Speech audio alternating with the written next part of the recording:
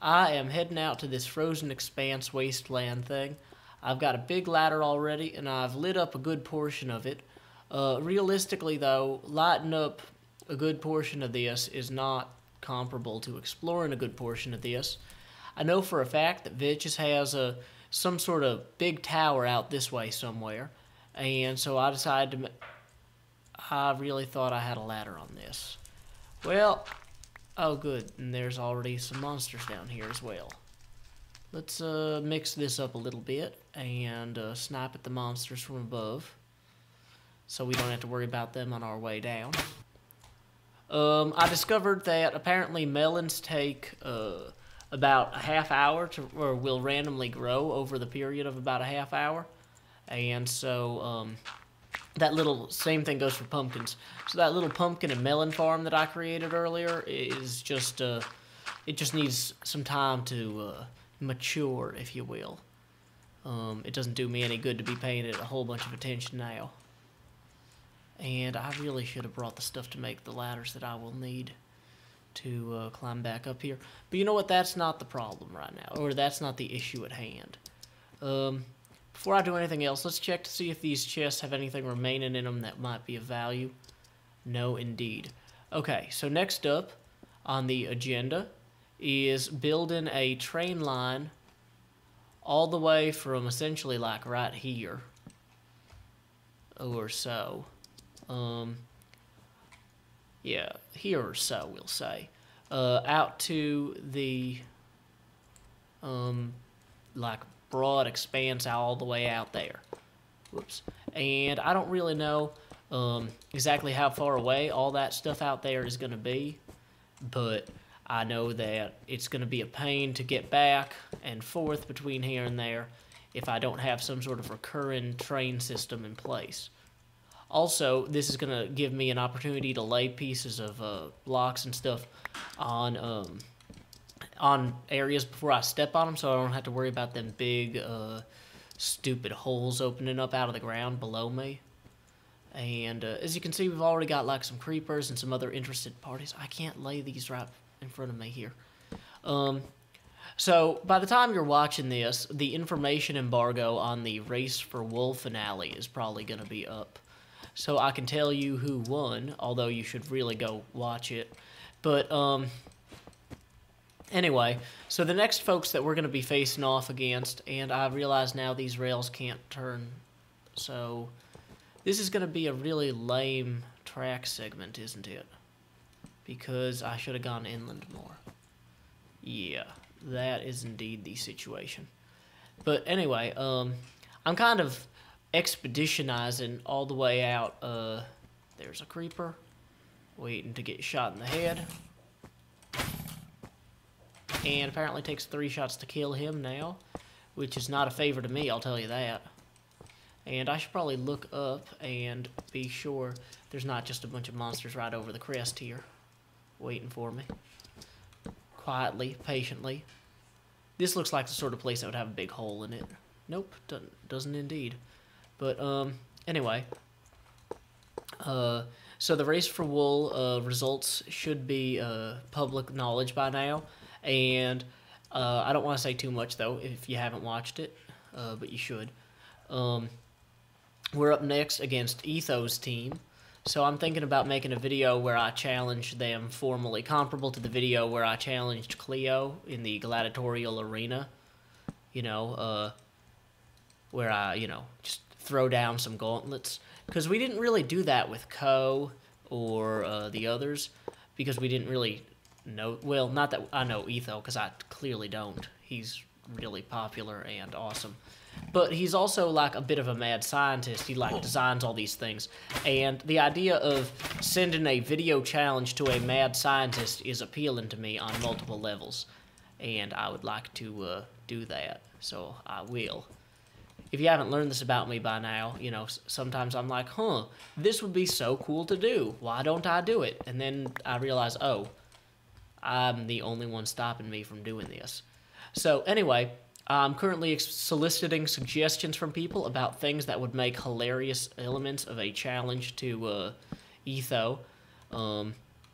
I'll probably try to include some sort of reference to his General Spaz, who is a evil creeper who constantly challenges him and sets him up for trouble. Or something like that. I don't know. I don't have a fully formed idea yet. Other than that, I'll probably do it in somebody else's style, like a humorous. I gotta be careful not to just jump into a pit here. If I jump into a pit, that's gonna make me feel dumb. I do like that this expanse here has so much darkness that there's a lot of areas for creatures to spawn that are not directly adjacent to me. So I'm not dealing with like crazy creatures everywhere business. And of course, immediately a skeleton decides to pop in. One of the benefits about the rail system though too is I always know that I'm standing on a safe square. Dang it.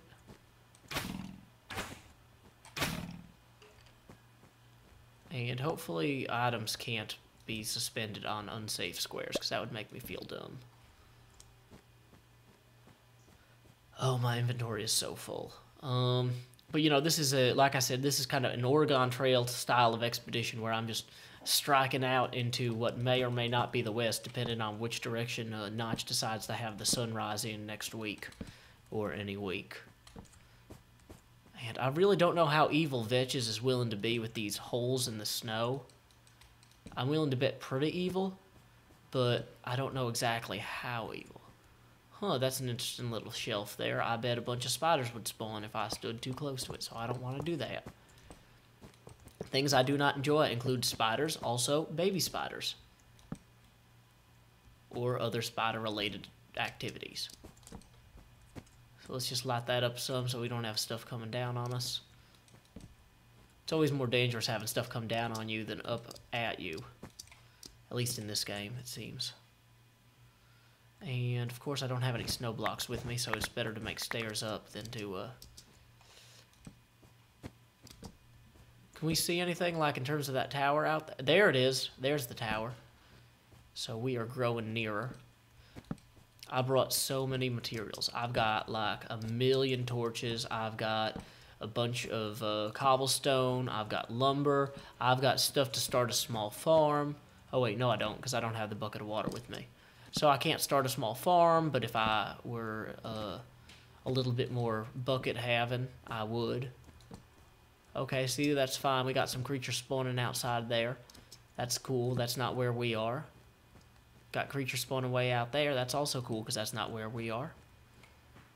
Let's just plant a few more torches, making sure not to fall through any holes in the world as we do so. Huh, so everything seems to drop off pretty quick down here. I might need to... oh, look at this cratery landscape thing. I'm not sure I love that. It seems a bit perilous. So, more torches. Always more torches. But, yeah, so let's just clear this off, and then we will bring our rail the rest of the way. Uh-oh, creeper approaching. Yeah, I'm never going to be able to completely secure a rail line this long that's just on the surface, but it's nice to imagine. Too high. So let me talk a little bit about the highlights of Race for Wool. I really enjoyed shooting at people. It was kind of fun having little sniper matches with Ko and Avidya. I've got to say, I never really enjoyed playing sniper in TF2 or a lot of other games.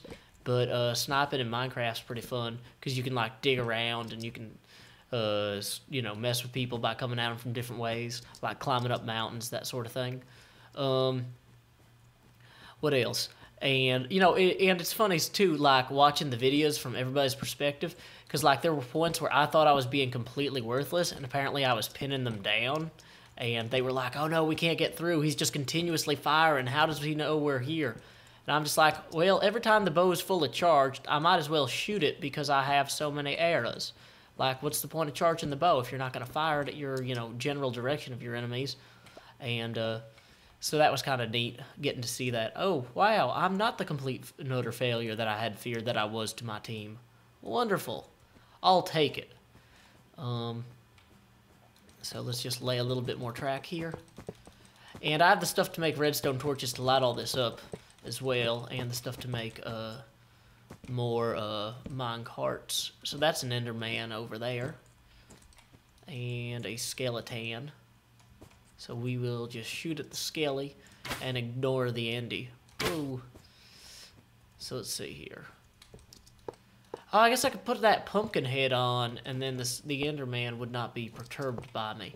Or is that just an urban myth? I actually don't know.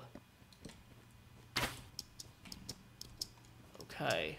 Staying on the rail line so we don't back off into abysses or anything. And keeping our crosshair off the Enderman, because that is both wise and just. Oh, and look at that beautiful fleecy box up there. It must contain something wonderful like a victory monument. Yeah, so one thing that was, a lot of people noticed, like, our team was definitely kind of at odds with each other at various points. Like, I've got to say, I've never played a game that was so stressful before in my life. And I've played a lot of games, but vechs did a wonderful job making Race for Wool an insanely difficult thing to do if you have two well-matched teams, and we had two well-matched teams.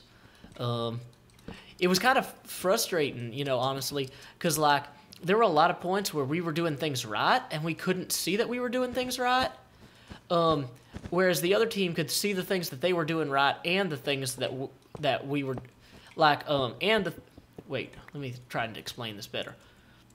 We couldn't tell when we were really hurting the other team, but they could tell that we were hurting them. And so they kind of knew how close it was better than we did. We thought it was like a completely lost cause type thing. But in reality, it was actually pretty well matched all the way through. Okay. So, like I said, I wasn't planning on just bridging all the way across here. I wanted to do this on the ground, but I have since discovered that apparently there's this giant crater like thing down here. I need to be careful with my crosshairs so I don't hit an Enderman. But I have no interest in building my train line down into this pit. I just do not feel like that is an optimal use of my time. So what I should do probably is get some snow blocks to kind of build out along here with. That might be a poor idea, actually, now that I think on it. Because I'm probably going to want the blast resistance of the cobblestone. And just a little bit more light to let creatures know not to come out this way. This is human space. We control it with our human minds. I guess I did technically bring the stuff with me to create a mushroom farm. So there is some farming involved in this trek. But yeah, our team, like, it's funny because, like, even when we're not recording, like, Paws and Cleo are yelling at each other and punching each other and shooting arrows at each other. And so, yeah, it kind of seems a little bit worse than it is when you watch us, like, in the Race for Wool.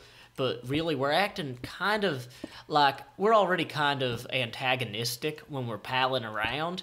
And so then when you add actual stress, it, like, seems a lot more vicious than it actually is. And so I know some people were like, oh no, so-and-so is, you know, being a jerk or whatever, and in the comments. And it's just one of those things like, no, we're like, just very comfortable with each other. And so, yeah, sorry if it gave anybody the false impression that we were not getting along well.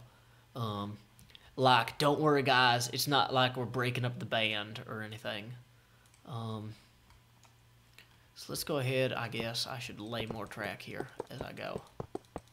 So, like, even if I die at this point, I can always come back with a train and some redstone torches, I guess. I should have been powering this up as I went.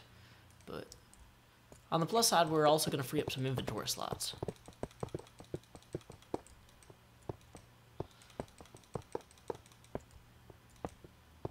Alright, that is one awesomely long train thing.